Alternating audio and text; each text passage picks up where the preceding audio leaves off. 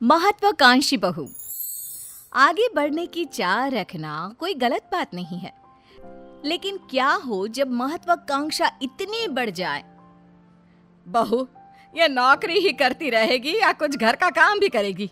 जब देखो बस अपने ऑफिस का काम करती रहती हो। मम्मी जी, आप नहीं जानती मैंने यहाँ तक पहुँचने के लिए कितनी मेहनत की है। मेरा हमेशा से सपना था कि मैं खूब पैसे कमाऊं, बड़ी गाड़ी में घूमूं और बड़े बंगले में रहूं।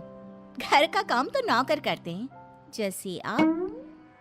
जैसे मैं? क्या जानती है तू मेरे बारे में? मैंने इस घर को अपने पसीने से खड़ा किया है।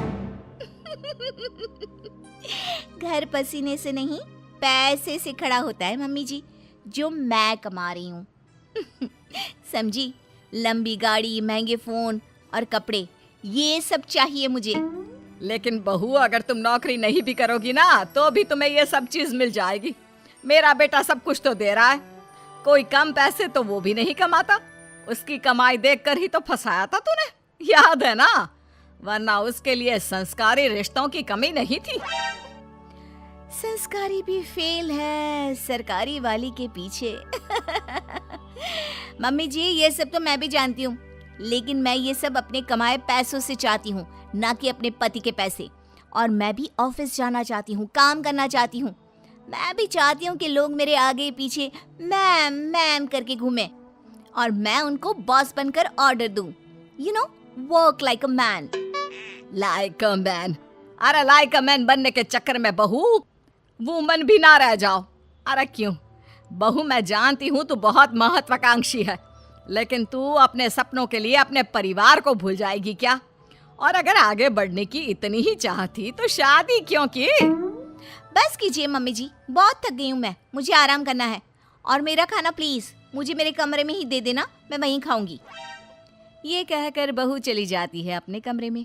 अगले दिन, मम्मी, टीचर ने आपको स्कूल में बुलाया है। मुझे? लेकिन क्यों, क्या हो गया? वक्त नहीं है मेरे पास। वैसे हुआ क्या है? फीस तो मैं समय से दे रही हूँ, और क्या चाहिए इन स्कूल वालों को? मम्मी, इस बार मेरे एग्जाम्स में नंबर कम आए तो मैम आपसे मिलना चाहती है। नंबर कम आए हैं तो और पैसे ले लें। क्या है ये, वक्त खराब करते रहते हैं। नंबर कम आए हैं? अरे तभी तो मैं तुझे बोलती रहती हूँ पढ़ ले, और तू है कि पूरा दिन बस वीडियो गेम। देख बहू, तेरे ध्यान न देने का नतीजा इसके नंबर कम आने लग गए हैं। मम्मी जी, कोई बात नहीं है, अभी वो बच्चा है और स्कूल टाइम में ऐसा होता रहता है, समझ जाएगा। वैसे भी हम लोग कमाकर इतना पैसा जमा कर देंगे कि ये बैठ कर खाएगा तो भी खत्म नहीं होगा। बहू, अगर तेरे यही तेवर रहे तो मुझे डर है कि कहीं गोलू तुम्हारे हाथ से ना निकल जाए। इसलिए घर पर ना सही बच्चों पर तो थोड़ा ध्यान दो। मम्मी जी, आप फिक्र मत कीजिए, मैं सब संभाल लूंगी। चलिए ऑफिस के लिए निकलती हूँ।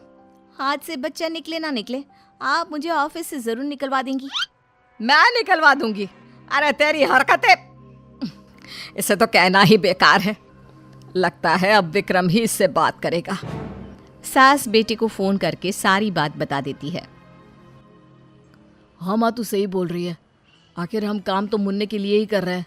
अगर वही ठीक नहीं निकला तो मैं बात करता हूँ उससे। शाम को बहू जब काम से घर लौटती है, मम्मी जी, अगर आपको यहाँ किसी चीज की परेशानी थी तो आप मुझसे बोलती, इनको फोन करके बताने की क्या जरूरत थी? क्योंकि तू मेरी बात सुनने को तैयार ही कहाँ होती है। तुझे तो केवल अपने काम की पड़ी होती है। मैंने अपनी परेशानी अपने बेटे को बता दी, अब वही सब यहाँ आकर संभाल सकता है।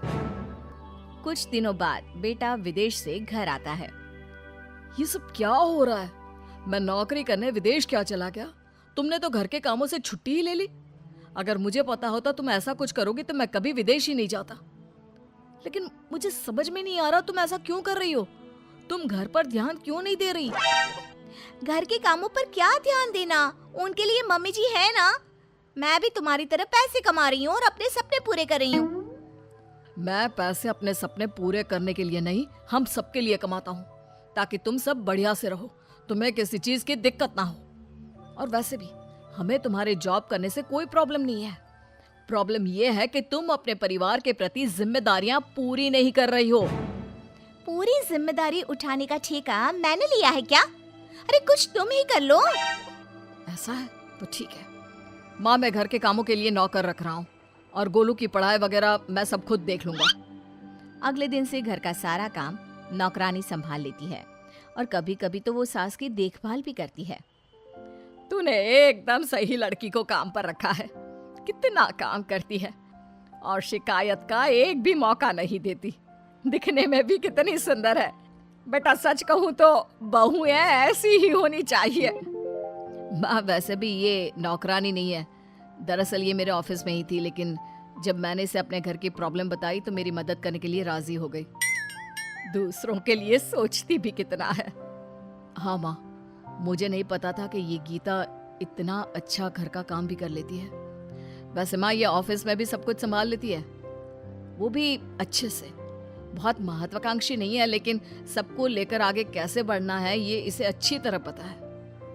मुझे इसकी सबसे अच्छी बात क्या लगती है पता है? क्या बेटा? जब मैं घर पर नहीं होता तो ये आपका और गोलू का कितना अच्छा ध्यान रखती है। तभी घर में मेहमान आ जाते हैं। ओहो, ये लोग भी ना धर्मशाला समझकर रोज आ जाते हैं। ये बोलकर वो अंदर चली जाती है। अरे आइए आइए बेटा, जरा चाय पानी लेकर आना। तभी गीता सुंदर सी साड़ी में अच्छे से चाय पानी लाकर टेबल पर रख देती है। हाय रे, आपकी बहू सही रास्ते पर आ गई। नहीं तो हमेशा हवाई बनकर घूमती रहती थी। अरे नहीं नहीं, ये नौकरानी है हम लोगों के यहाँ। बेटे के ऑफिस में ही नौकरी करती है। वो क्या है ना, पैसों की जरूरत पड़ गई थी इसे तो पार्ट टाइम में। लेकिन कितना अच्छे से काम संभाल लिया है आपका। घर भी चमक रहा है और सब कितना अच्छा लग रहा है। तभी बहू आ जाती है। इसी काम का तो उसे पैसा मिलता है, तो उसे करना ही पड़ेगा ना।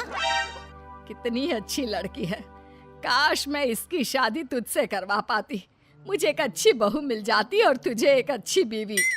मम्मी जी, आप ये क्या बोल रही हैं? मैं तो बस वही बोल रही हूँ जो मेरे मन में आया। कुछ गलत कहा क्या? ये सुनकर बहू उठकर अंदर चली जाती है और सोचने लगती है। आज मम्मी जी ऐसा बोल रही हैं, कल को मम्मी जी ने ऐसा कुछ सच में कर दिया तो मेरा क्या होगा? वैसे भी मम्मी जी मेरे से परेशान रहती हैं और मम्मी जी ने इनको दूसरी शादी के लिए मना लिया तो नहीं, मैं ऐसा कुछ नहीं होने दूंगी। मैं इनको एक अच्छी बहू, बीवी और माँ बनकर दिखाऊंगी। उस दिन के बाद से बहू अपने परिवार का ख्याल रखना और एक अच्छी बहू, बीवी और माँ बनना शुरू कर देती है।